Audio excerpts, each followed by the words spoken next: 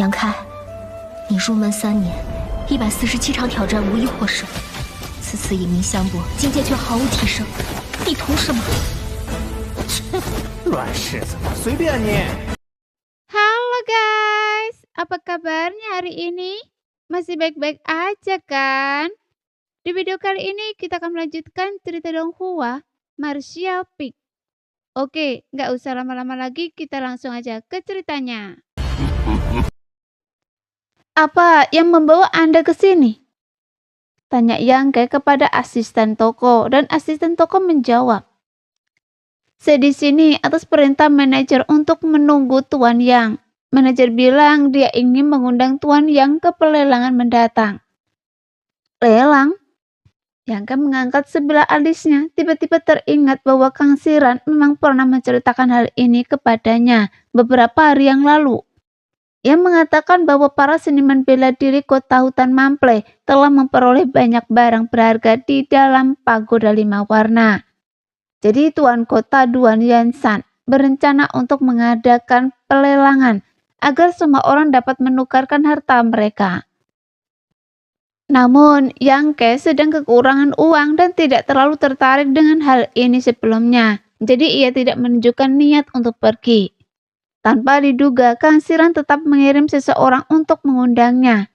Setelah memperoleh cukup banyak kristal sumber dan barang berharga dari keluarga Lu, Yang sekarang memiliki kekayaan yang cukup besar. Jadi tidak ada salahnya untuk melihatnya. Memikirkan hal ini, Yang bertanya, barang bagus apa yang ada di pelelangan ini? Mengapa manajer Kang begitu terobsesi dengannya? Apakah dia sudah memberi petunjuk? Asisten toko tersenyum misterius, melihat sekeliling lalu mencondongkan tubuh ke arah Yang berbisik. Manajer bilang buah doyuan akan muncul di lelang ini. Benarkah? Yang sangat terkejut.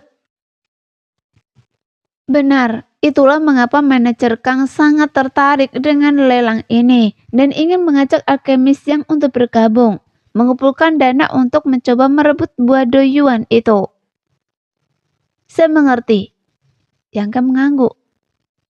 Selain itu, kata penjaga toko, di antara barang-barang lelang ada tungku alkimia kuno, setidaknya tingkat doyuan tingkat rendah. Jika alkemis Yang bisa mendapatkan tungku ini, tingkat keberhasilannya dalam alkimia dan jumlah pil yang dihasilkan akan meningkat. Tungku kuno ini cukup menarik bagi para alkemis. Saya nggak tertarik. Yang tersenyum tipis. Lalu, di mana lelangnya? Kapan mulainya? Penjaga toko tersenyum dan berkata, lelangnya dimulai siang hari ini. Saya sudah menunggu alkemis Yang di sini selama 2 hari. Kalau Anda tidak segera kembali, saya khawatir Anda akan melewatkannya. Sepertinya kepulangan saya tepat waktu. Kembalilah dan beritahu penjaga toko Kang. Saya akan berkemas dan segera mencarinya. Baik, jawab penjaga toko lalu segera pergi. Meskipun suara mereka tidak keras, Zhang Roshi yang penasaran mengamati di dekatnya masih bisa mendengar cukup banyak. Setelah penjaga toko, ia menatap Yang dan heran dan berkata, Tuan, Anda ternyata seorang alkemis. Yang terkekeh dan berkata, saya tahu sedikit. Ayo masuk dan bicara. Sambil berbicara, Yang membuka penghalang gua dan membawa Zhang Roshi masuk. Gua yang disewanya di kota hutan Mample bukanlah yang terbaik, tetapi juga tidak buruk, tergolong kelas menengah ke atas. Gua itu memiliki beberapa ruangan dan cukup luas. Yang memberi Zhang Roshi sebuah kamar, mengatakan bahwa ia akan tinggal di sana mulai sekarang. Ia kemudian memberinya token guanya, mengajarinya cara membuka dan menutup penghalang, dan melarangnya membuka gua untuk siapapun selain dirinya sendiri. Jadi Zhang Roshi mengangguk setuju. Kalau bosan, Anda bisa jalan-jalan. Keamanan di kota hutan Mample cukup baik. Tapi jangan pergi ke pasar gelap. Rumah penguasa kota tidak peduli dengan area itu. Tempatnya cukup kacau. dan akan berbahaya bagi seseorang dengan tingkat kultivasi seperti Anda untuk pergi ke sana. Tambah Yangke. Rosie tidak akan pergi kemanapun. Rosie akan menunggu di sini sampai Tuan kembali. Kata Yang Rosie lembut. Silakan, Anda bisa beristirahat sekarang dan akan keluar sebentar. Yangke memberi instruksi sebelum pergi. Yang Rosie mengantarnya dengan hormat. Setelah Yangke pergi, Yang Rosie mulai melihat-lihat rumah gua itu. Ia merasa rumah itu bersih tetapi juga sangat sederhana. Mengingat bahwa ini akan menjadi tempat tinggalnya di masa depan, ia mulai memikirkan cara merenovasinya. Setelah berpikir lama, Yang Rosie tiba-tiba tersenyum. Sebuah rencana terbentuk di benaknya. Ia segera mulai mengeluarkan beberapa benda dari cincin spesialnya dan mulai menatanya. Di bengkel pil roh, Yangke masuk dan seseorang segera memberitahu Kang Siran. Tak lama kemudian Kang Siran bergegas keluar dan dengan antusias meraih lengan Yangke berkata, Alkemis Yang, akhirnya Anda muncul. Kalau Anda tidak muncul, kita mungkin akan melewatkan pelelangan. Ayo, waktu hampir habis, kita harus bergegas ke kediaman Tuan Kota. Lelangnya di kediaman Tuan Kota? Tanya Yangke terkejut. Tentu saja, lagi pula lelang ini diselenggarakan langsung oleh Tuan Kota, jadi tempatnya tentu saja di kediaman Tuan Kota. Saya akan memberitahu Anda hal-hal baik apa yang akan muncul di kemudian hari. Dalam perjalanan bersama Kang Siran menuju kediaman Tuan Kota, Yangke mengetahui dari informasi orang dalam bahwa meskipun para seniman bela diri dari kota hutan Mample menderita banyak korban saat memasuki pagoda 5 warna, beberapa memang mendapatkan barang-barang berharga. Buah doyuan tentu saja pasti akan menjadi barang lelang terakhir. Beberapa harta rahasia tingkat doyuan juga akan tersedia. Kabarnya menarik para ahli alam doyuan dari berbagai kekuatan terdekat untuk berpartisipasi dalam lelang. Selain itu, akan ada beberapa ramuan dan teknik kultivasi langka. Singkatnya, lelang ini berskala luar biasa dan para seniman bela diri di kota hutan Mample sangat menantikannya. Namun, ada syarat untuk berpartisipasi dalam lelang ini. Dengan begitu banyak seniman bela diri di kota hutan Mample, bahkan rumah Tuan Kota, meskipun luas tidak dapat menampung semua orang. Untuk mengikuti lelang, selain menerima undangan dari rumah Tuan Kota, hanya 2 jenis orang yang bisa masuk dengan bebas. Ada 2 jenis seniman bela diri, mereka yang berada di alam raja kekosongan ke atas, dan mereka yang memiliki kekayaan besar. Jika tidak, mereka tidak diizinkan masuki rumah lelang. Kang Siran, sebagai manajer toko Piroh, sering berurusan dengan rumah Tuan Kota dan tentu saja telah menerima undangan sejak lama. Undangannya memungkinkannya untuk membawa 1 orang masuk, sehingga Yangke tidak perlu diperiksa kultivasi atau kekayaannya. Tanah suci bela diri surgawi telah menempatkan 3 buah sumber do di pagoda lelang warna kali ini. 1 akan muncul di lelang. Saya ingin tahu siapa yang akan memenangkan 2 sisanya. Kang Siran selalu terobsesi dengan buah doyuan dan ia sangat kesal karena tidak mendapatkan kesempatan ini di pagoda 5 warna. Sekarang dia harus bersaing dengan orang lain untuk mendapatkannya. Demi buah doyuan ini ia menghabiskan hampir seluruh tabungannya, siap berjuang mati-matian. Namun ia tahu harapannya tipis. Lagi pula, meskipun ia adalah manajer toko Piroh, bagaimana kekayaannya bisa dibandingkan dengan sekte dan keluarga tersebut? Jika ia mewakili kamar dagang asal ungu dan bisa mendapatkan dukungan mereka, situasinya akan sangat berbeda. Namun, dari mana ia bisa mendapatkan dana dari kamar dagang asal ungu dalam waktu sesingkat itu? Mendengar ini, Yangke mendengus tetapi tidak menjawab. Bagaimanapun salah satu buah doyuan masih berada di cincin spesialnya, dan ia tidak tahu siapa yang memiliki yang ketiga. Atau berapa banyak lagi kultivator alam doyuan yang akan dihasilkannya. Keduanya berbincang sambil berjalan, dan tak lama kemudian tiba di mansion Tuan Kota. Di depan istana Tuan Kota kerumunan ramai dan berdesak-desakan.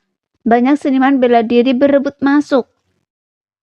Para penjaga kota hutan Mample berusaha menjaga ketertiban, sementara orang-orang berterbangan dari atas, meneriaki mereka yang ingin menyerobot Atrian. Seorang raja kekosongan tingkat ketiga ingin berpartisipasi dalam pelelangan. Kembalilah dan berkultivasilah selama beberapa tahun sebelum kembali. Apa Anda punya kristal sumber? Coba saya lihat. Beberapa ratus ribu kristal sumber disebut kristal sumber. Nyala!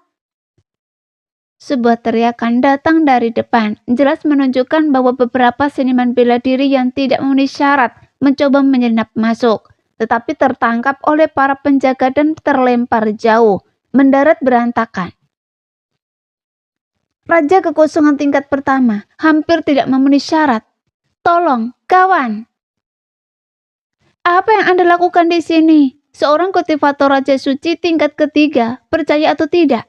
Saya akan menampar Anda sampai mati. Oh, Anda membawa 1 juta kristal sumber. Seharusnya Anda bilang begitu lebih awal, baru Anda bisa masuk. Para penjaga juga sangat sibuk. Lelang akan segera dimulai, tetapi banyak sekali prajurit yang masih ingin masuk, membuat mereka pusing. Ah, itu manajer Kang. Kang Siran dan Jangke menerobos kerumunan untuk waktu yang lama sebelum akhirnya mencapai seorang penjaga dari mansion tuan kota. Penjaga itu langsung mengenali Kang Siran dan memasang wajah tersenyum. Manajer Kang, kali ini kita harus mengikuti aturan. Anda seharusnya punya undangan kan? Tentu saja.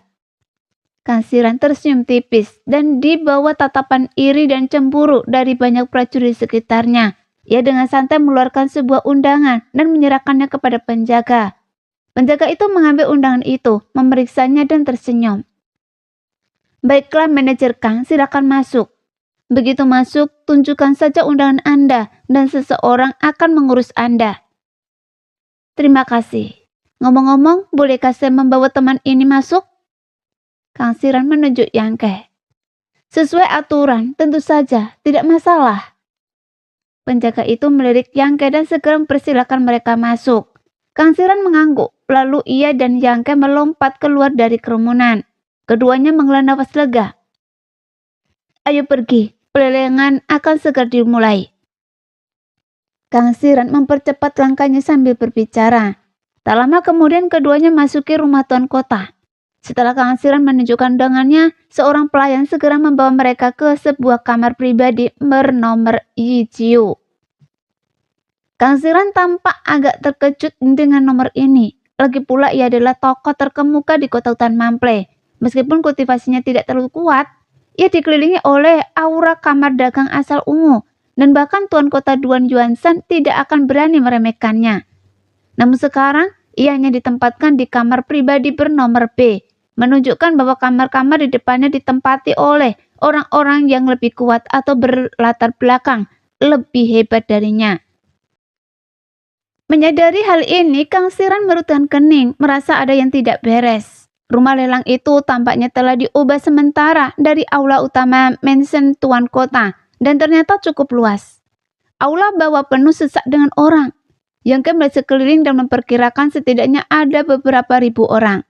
Ada juga ratusan kamar pribadi di lantai atas.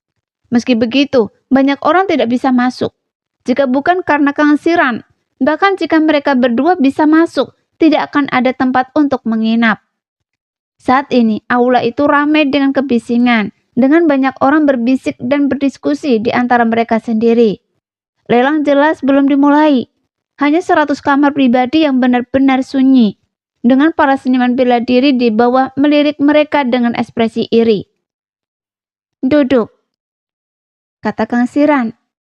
Setelah menemukan tempat duduk, Yangke juga duduk dengan tenang. Dia telah menghadiri beberapa lelang sebelumnya, dan meskipun ini adalah pertama kalinya dia berada di alam bintang, dia merasa semuanya hampir sama, tanpa perbedaan yang signifikan. Kemudian, Yangke dan Kang Siran duduk dan baru mengobrol sebentar ketika 3 ketukan drum terdengar di aula. Tiba-tiba seorang pria tua pendek berambut putih melompat ke panggung lelang. Pria ini berpakaian sangat eksentrik. Pakaiannya agak lusuh, rambutnya berantakan, hidungnya merah dan menonjol dan labu biru besar tergantung di pinggangnya. Sekilas orang mungkin mengira dia pengemis di jalan. Begitu pria tua itu melangkah ke panggung, ia tertawa terbahak-bahak, lalu seolah-olah tidak menyadari orang lain. Mengambil labu itu, membuka tutupnya dan meneguk minuman keras. Setelah beberapa teguk, ia bersendawa keras di depan semua orang. Matanya sedikit menyipit, memperlihatkan ekspresi kepuasan yang luar biasa, seolah-olah ia akan mati tanpa penyesalan. Aroma minuman keras yang harum dengan cepat memenuhi udara. Ini, Yangka tercengang, matanya hampir keluar dari rongganya.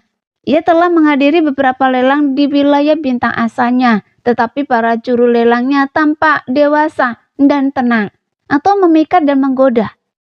Tak satu pun dari mereka seunik pria tua di panggung. Tuan Yang belum lama berada di kota hutan Mample, jadi mungkin Anda tidak mengenalnya. Kang Siran tertawa, menjelaskan sebelum Yangke sempat berbicara. Pria ini adalah salah satu dari 2 wakil penguasa kota hutan Mample. Tidak ada yang tahu nama persisnya, hanya saja ia menyebut dirinya orang tua mabuk. Jadi semua orang memanggilnya begitu. Pria ini adalah salah satu dari 2 wakil penguasa kota. Kalau begitu, dia pasti berada di alam Sumberdo. Yangka sangat terkejut. Benar, dia berada di tingkat pertama alam Sumberdo, tetapi kekuatan aslinya sulit untuk dinilai. Rumor mengatakan bahwa kekuatan sejatinya tidak kalah dari Tuan Kota Duan, dan dia seharusnya bisa bertarung melampaui levelnya, kata Kang Siran. Yangka mengangguk dan terkekeh. Apakah tidak apa-apa membiarkannya memimpin lelang? Dia terlihat sangat mabuk sekarang. Kang Siran tertawa. Jangan tertipu penampilannya. Pak tua mabuk itu cukup terkenal di kota hutan Mample. Dia sering melakukan hal-hal seperti membantu yang lemah dan tertindas. Dan dia orang yang baik. Yangka mengerti dan mengangguk. Kalau begitu, seharusnya tidak ada masalah. Saat itu, setelah menikmati rasa anggur yang sempurna, Pak tua mabuk akhirnya tersadar. Dia menyipitkan mata kecilnya dan melihat sekeliling, lalu menangkupkan tangannya dan berkata, "Saya yakin sebagian besar dari kalian di sini mengenali saya. Baiklah, kalau tidak masalah. Saya di sini bukan untuk mengatur kencan buta dengan Anda, tapi untuk memimpin pelelangan. Jadi kalian tidak perlu menatap saya. Fokus saja pada barang-barang lelang." Mendengar ini, banyak seniman bela diri di aula tertawa terbahak-bahak. Yangka juga menganggap pria ini cukup menarik. Dia sama sekali tidak memiliki aura seorang ahli alam Sumberdo dan sangat mudah didekati dan ramah. Aduh, orang tua ini memang pemalas. Jadi saya tidak mau datang ke pelelangan ini. Tapi saya tak kuasa menahan godaan anggur berkualitas dari Tuan Kota. Dan akhirnya saya terpikat. Tuan Kota benar-benar jahat. Hina, sungguh hina. Singkatnya, orang tua ini agak tidak sabaran. Jadi tolong tegaskan diri Anda saat ikut pelelangan nanti. Kalau tidak, saya tidak akan menunggu. Saya masih perlu berjemur. Pria tua mabuk itu berkata cepat sambil berjalan di panggung tinggi. Mendengar ini, raut wajah banyak orang menjadi serius. Baiklah, cukup basa-basinya. Mari kita mulai pelelangannya sekarang. Pria tua mabuk itu berteriak pelan sambil menunjuk ke belakang. Dari balik panggung tinggi, seorang pelayan dari kediaman Tuan Kota segera datang membawa nampan giok. Di atas nampan giok itu terdapat botol porselin putih bersih. Dilihat dari sini, barang pertama yang akan dilelang tak diragukan lagi adalah sebuah pil.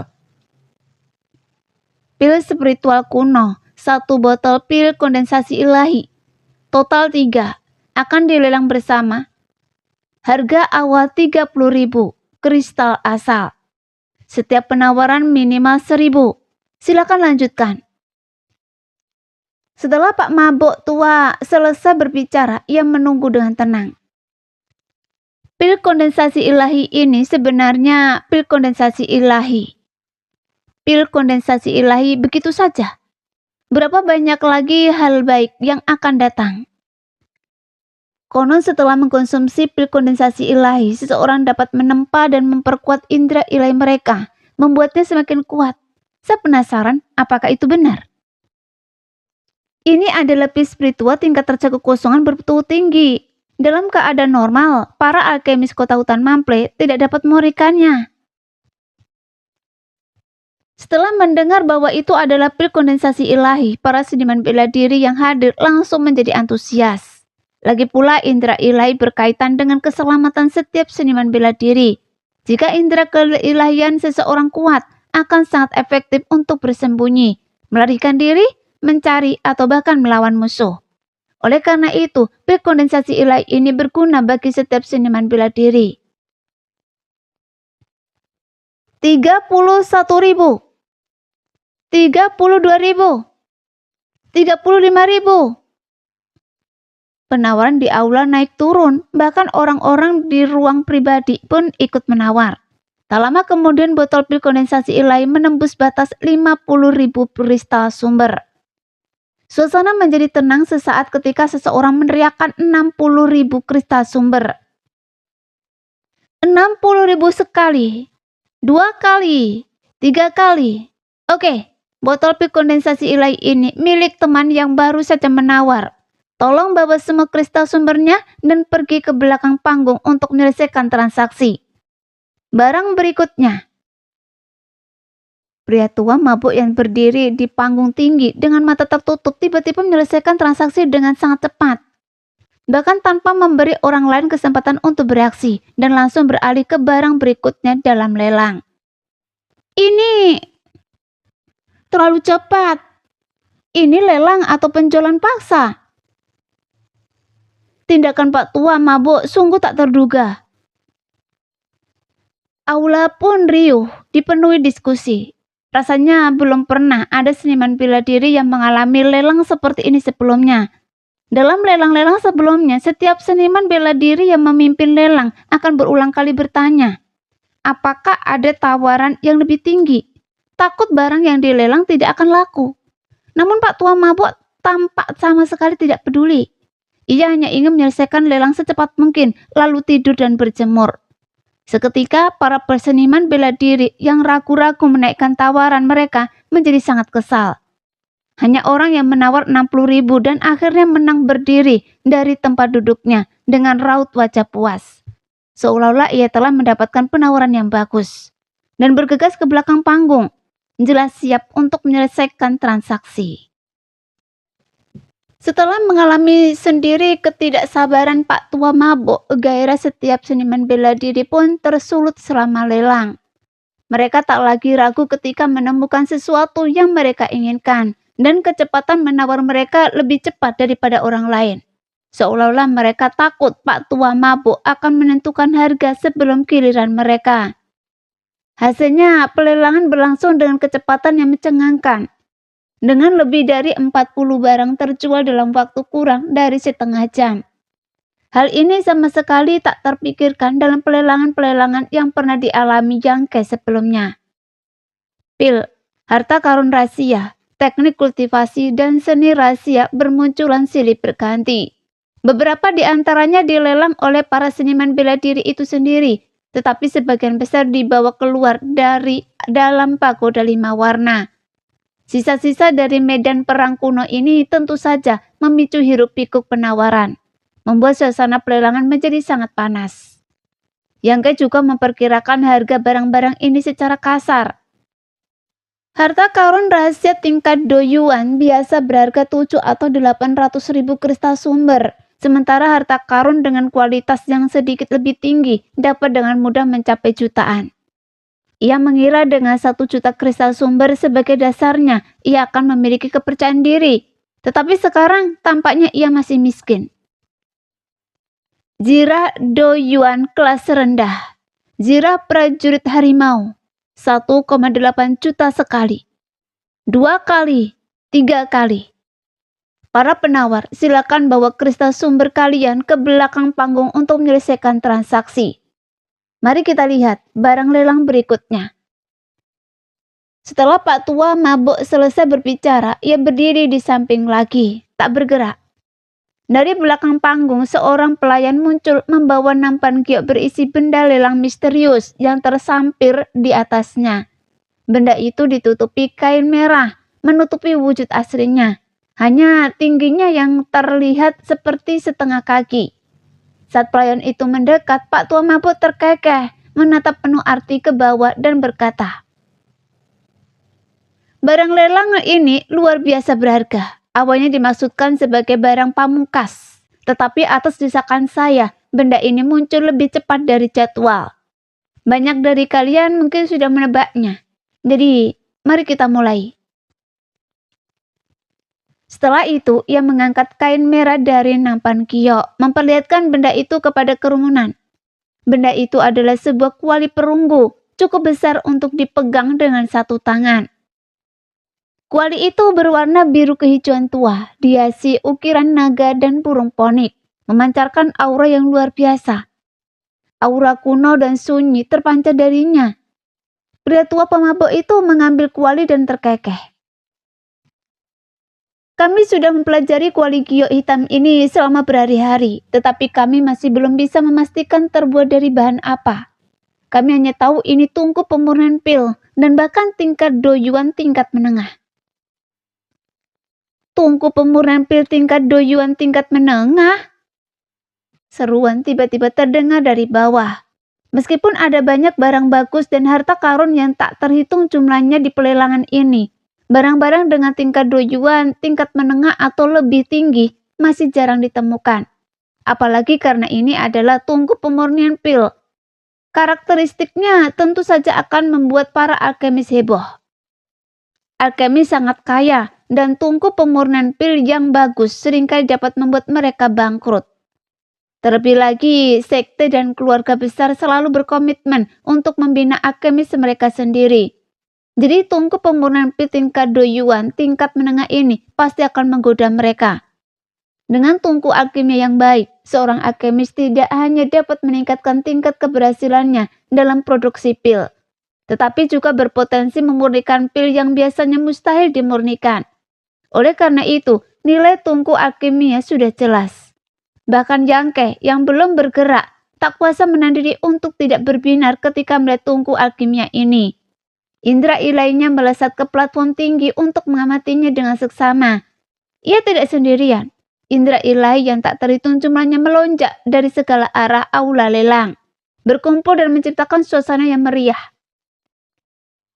"Alkemis yang menginginkan tungku ini?" Kang Siran mengamati ekspresinya, bertanya dengan senyum tipis. "Saya agak tertarik, tapi..."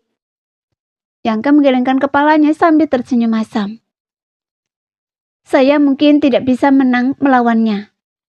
Kang Siran merenung sejenak lalu berkata, "Bagaimana Anda tahu Anda tidak bisa menang jika Anda tidak mencoba? Bagaimana dengan ini, alkemis yang? Silakan bertindak nanti. Jika Anda tidak memiliki cukup kristal sumber, saya akan meminjamkannya pada Anda." "Kita lihat saja nanti," jawab Yangke tanpa komitmen. Meskipun ia tahu Kang Siran membawa kristal asal dalam jumlah besar kali ini, Kang Siran ada di sana untuk bersaing memperebutkan buah asal Do. Yangke pasti akan merasa bersalah jika urusannya sendiri menghambat upaya Kang Siran untuk merebut buah asal Do. Meskipun ia menyukai tungku alkimia, ia sebenarnya tidak membutuhkannya. "Kalian semua sudah memperhatikan dengan seksama. Yah, meskipun saya bukan seorang alkemis, metode kultivasi saya berbasis api, jadi saya bisa sedikit mengaktifkan kekuatan tungku alkimia ini. Bagaimana kalau begini? Saya akan menunjukkan betapa anehnya benda ini." Sambil berbicara, Pak Tua Mabuk tiba-tiba melempar kuali giok hitam yang dipegangnya, lalu dengan cepat mulai membentuk segel tangan. Dengan setiap aliran energi sumber murni yang disalurkannya ke dalam kuali, kuali kecil itu mengembang dengan cepat. Dengan cepat tumbuh setinggi seseorang sebelum mendarat dengan keras di atas panggung dengan suara dentuman yang menggelegar. Seiring tungku itu membesar, pola-pola rumit di permukaannya menjadi semakin jelas. Terlebih lagi, di bawah pengamatan indera ketuhanan semua orang, mereka bahkan dapat melihat 4 kepala naga bertatakan di dalam tungku. dan bagian dalamnya berkilauan dengan cahaya menyilaukan mata. Pengrajin ahli yang menempa tungku ini sungguh luar biasa. Ia mengukir susunan roh yang tak terhitung jumlahnya di dalamnya. Semuanya dapat digunakan untuk alkimia. Jika seseorang dapat menguraikan detailnya, mereka tidak perlu lagi mengukir susunan roh sendiri. Mereka cukup mengaktifkannya di dalam tungku. Selain itu, desain 4 kepala naga di dalam tungku memungkinkan para alkemis mengendalikan panas dengan sangat baik.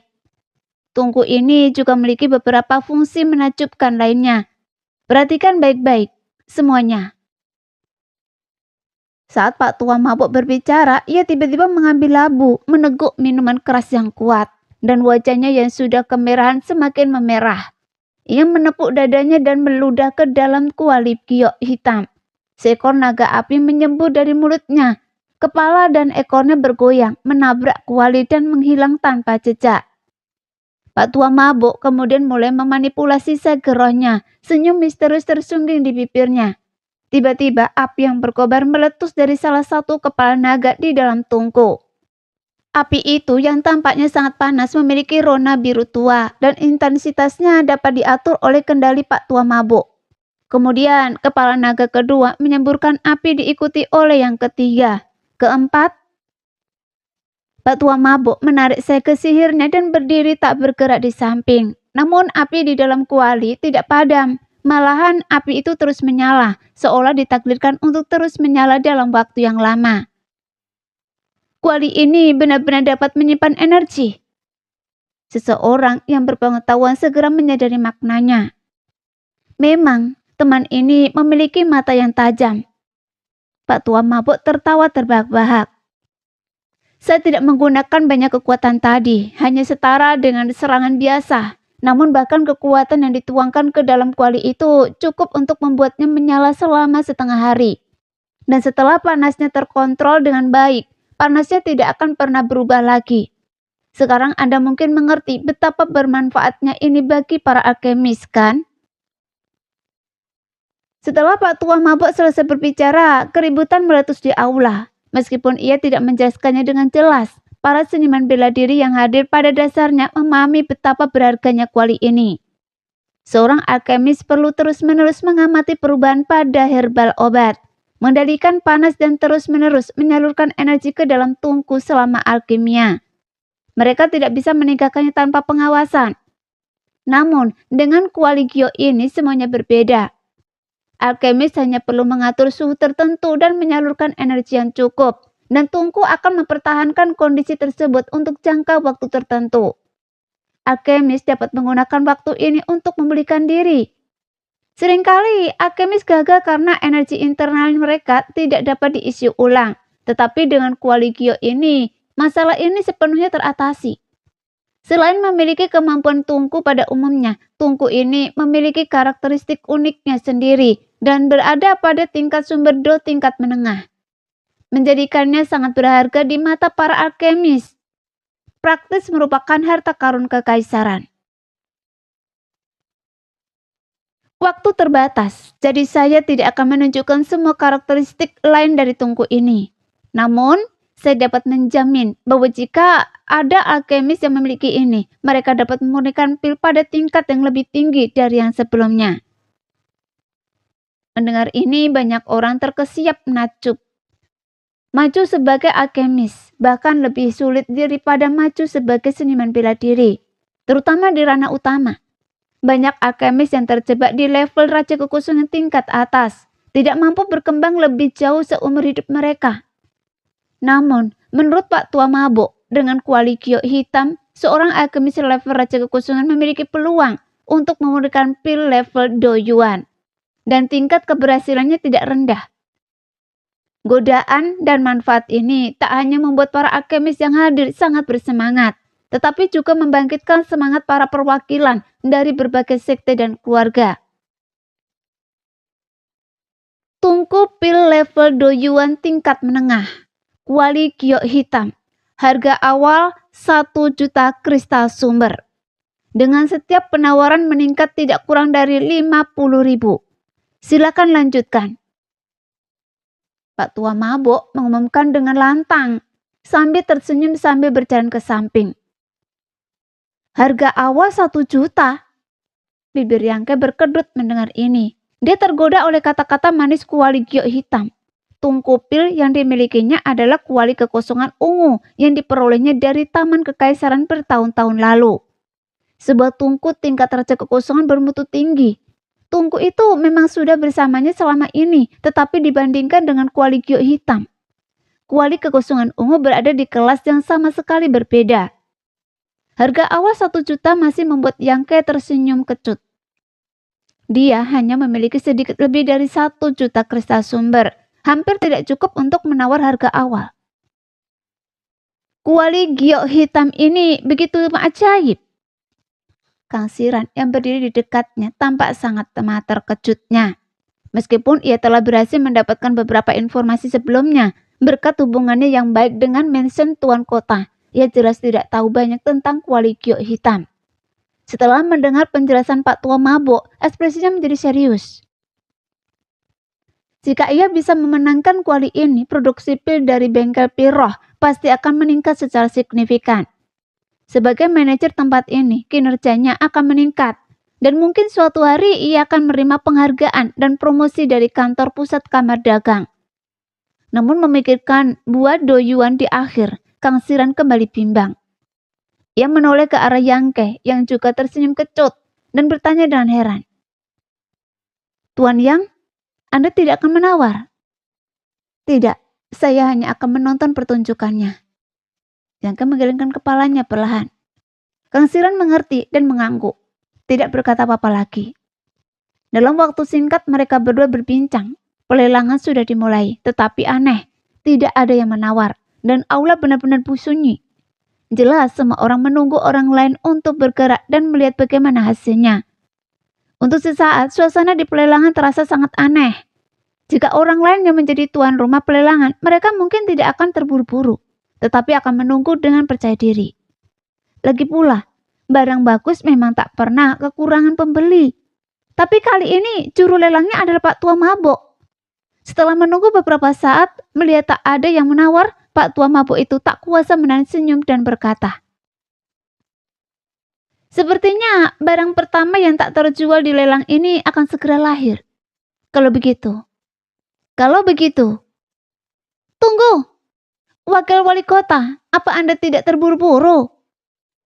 Suara seorang pria tiba-tiba terdengar dari sebuah ruangan pribadi. Jadi, Anda mau menawar atau tidak? Kalau tidak, Pak Tua ini akan membelinya sendiri dan menjualnya nanti. Dan saya akan meraup untung besar. Pemabuk itu tersenyum dan melihat ke sana. Mendengarnya mengatakan ini, banyak orang tak kuasa menahan diri untuk memutar bola mata mereka. Orang yang memimpin lelang ternyata akan ikut lelang. Mereka belum pernah mengalami hal seperti itu sebelumnya. Bahkan belum pernah mendengarnya. Hanya si pemabuk yang bisa mengatakan hal seperti itu. Baiklah, karena kalian semua begitu pendiam, maka saya akan menawar 1 juta untuk memulai. Kata pria di ruangan pribadi itu tanpa daya. 1 juta terlalu sedikit. 1.500.000. Keluarga Du akan mengambil kuali giok ini. 1.500.000? Konyol. Keluarga Jiang menawarkan 1.800.000. Kalau begitu, keluarga Qin akan ikut bersenang-senang. 2 juta. Setelah tawaran pertama, yang lain segera menaikkan harga dan setiap penawar mewakili keluarga mereka masing-masing. Masuk akal. Kristal sumber dalam jumlah besar seperti itu berada di luar jangkauan seniman bela diri biasa. Hanya sekte dan keluarga kuat yang mampu membelinya. Tiba-tiba dipenuhi dengan partisipasi antusias dalam pelelangan. Melihat ini, Pak Tua Mabok terkekeh. Tidak berkata apa-apa lagi, mengambil labu besarnya dan mulai minum. Keluarga-keluarga besar di kota hutan Mample sudah terlibat dalam persaingan sengit. Dan sekarang kuali giok ini jelas merupakan barang berharga yang dapat membantu keluarga mereka meningkatkan kekuatan. Jadi tentu saja tidak ada yang mau melepaskannya. Hanya dalam 30 tarikan nafas, harga kuali giok telah naik menjadi 2.700.000. Dan harganya masih melonjak. Tidak ada yang memundur. Setelah setengah cangkir teh lagi, harga kuali giok telah mencapai lebih dari 4 juta. Baru kemudian beberapa keluarga pelan terdiam. Dengan jelas menunjukkan bahwa harga telah mencapai batas mereka. Meskipun kuali giok berharga, buah sumber do, hadiah utamanya, dapat secara langsung memberikan alam sumber do. Dibandingkan dengan itu, keluarga-keluarga itu tidak punya pilihan selain menyerah dengan berat hati. Saat ini Yangke telah menjadi penonton belaka. Jika tawaran awal 1 juta telah membuatnya berpikir, apakah ia dapat menjual sebagian hartanya untuk mengumpulkan jumlah kristal sumber yang dibutuhkan. Sekarang dia telah kehilangan semua harapan. Keluarga Jiang saya bertekad untuk mendapatkan kuali giok. Mohon berikan kami bantuan ini. 4.100.000. Sebuah suara laki-laki yang kuat terdengar dari ruang pribadi keluarga Jiang. Yang lainnya terdiam. Banyak yang tidak berani melanjutkan persaingan dengan keluarga Jiang, mengingat kekuatan mereka yang besar di kota hutan Mample. Beberapa keluarga yang berani bersaing juga terpaksa mundur karena banyaknya kristal sumber yang dibutuhkan. Melihat ini, anggota keluarga Jiang yang berbicara sangat gembira dan berkata, "Wali Tuan Kota, bisakah kita..." Sebelum ia selesai berbicara, sebuah suara yang menawan tiba-tiba terdengar. "Tuan Jiang, jangan terburu-buru. Adik perempuan ini belum mengajukan penawaran. Bagaimana kalau 4.200.000? Begitu kata-kata ini terucap, seorang pria beralis tebal dan bermata besar di ruang samping keluarga Jiang memancarkan cahaya dingin di matanya dan menatap ke arah sumber suara, berteriak, "Manajer Zuo!" Di saat yang sama, Kang Siran juga mendengus dingin. "Zuo Ningxi, jalang ini benar-benar tak bisa menahan diri dan tidak bergerak." Sebagai musuh bebuyutan mereka, Kang Siran tentu saja mengenali siapa pemilik suara menawan itu. Tak lain adalah Zuo Ningxi, manajer pavilion Dangqi yang sebelumnya telah memburu kliennya. Nah, sekian dulu cerita kali ini. Kita lanjut lain hari ya guys ya. Bye-bye.